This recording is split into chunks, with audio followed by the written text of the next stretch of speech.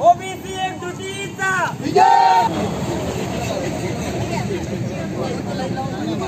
एकच पर्व ओबीसी सर्व कुठं ओबीसी जागा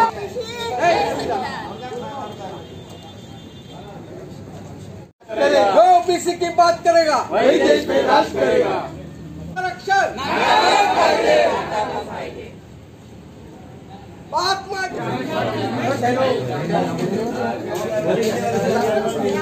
आपल्या मूलमध्ये सुद्धा अखिल भारतीय महात्मा फुले समता परिषद तसेच सकल ओबीसी भटके समाज यांच्या वतीने आम्ही माननीय तहसीलदार तहसील कार्यालय मूल यांना ओबीसी हा मराठा जो समाज आहे तो ओबीसी मध्ये आपल्या प्रवर्गात फोटो घ्या रद्द करा रद्द करा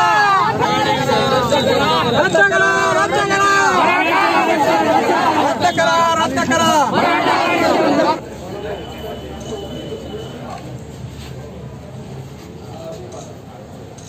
ओबीसी जय ओबीसी जात न्याय ओबीसी की बात करेगा वही देश में राज करेगा। जय ओबीसी जागा हो या देशाचा राजा हो।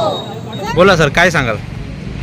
आदरणीय छगन भुजबळ साहेब महात्मा फुले संस्था परिषदेचे संस्थापक अध्यक्ष यांनी संपूर्ण महाराष्ट्रामध्ये आमदार खासदार मंत्री महोदय त्याचप्रमाणे जिल्हाधिकारी आणि तहसील कार्यालयातील तहसीलदार आणि जिल्हाधिकाऱ्यांना महाराष्ट्र शासनाने पहाटेच्या सुमारास 26 जानेवारी 2024 ला जो अध्यादेशाचा मसुदा काढला त्यामध्ये मसुद्यामध्ये असा मान्य केला गेलेला आहे की मराठ्यांच्या ज्या काही कुणबी नोंदी सापडलेल्या आहेत जवळपास 57 लाख कुणबी नोंदी सापडलेल्या आहेत त्या सर्वांना सरसकट ओबीसी मध्ये त्यांना प्रमाणपत्र देण्यात यावे। त्याच पद्धतीने त्यांनी पुढचा एक मुद्दा सांगितला आहे की सगळे सोयरे जे काही सगळे सोयरे त्यांचे ज्या कुटुंबातले नातेवाईक इतर जातीमध्ये सुद्धा लग्न केलेले असतील त्यांना ते प्रमाणपत्र देण्यात यावे। अशा प्रकारचा बेकायदेशीर आणि अन्यायकारक जी.आर. महाराष्ट्र शासनाने काढलेला आहे आणि या शासनाविरुद्ध आम्ही संपूर्ण मूल तालुक्यातील ओबीसी समता परिषदेचे आणि ओबीसी संघटना आणि सकल ओबीसी आणि भटके विमुक्त जातीतील सर्व समाजातील लोकांनी मूल तहसीलदार कार्यालयावर आम्ही निदर्शने करून आम्ही या ठिकाणी माननीय तहसीलदार साहेबांना आम्ही मागणी केलेली आहे की त्यांनी आमच्या ओबीसीचा वाटा कोणताही त्यांना देऊ नये।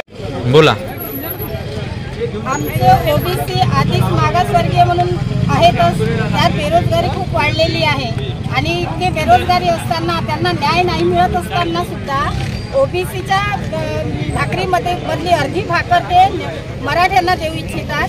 हा सरासर अन्याय आहे। त्याच्यामुळे आम्ही शांतपणे आज रस्त्यावर जरी उतरलो असलो तरी आम्ही ओबीसी मागे हटणार नाही। समोर जाऊन आक्रमकपणे आम्ही आमचं निवेदन जसं शांतपणे दिलं तसं आक्रमकपणे रस्त्यावर उतरून आम्ही आंदोलन केल्याशिवाय राहणार नाही।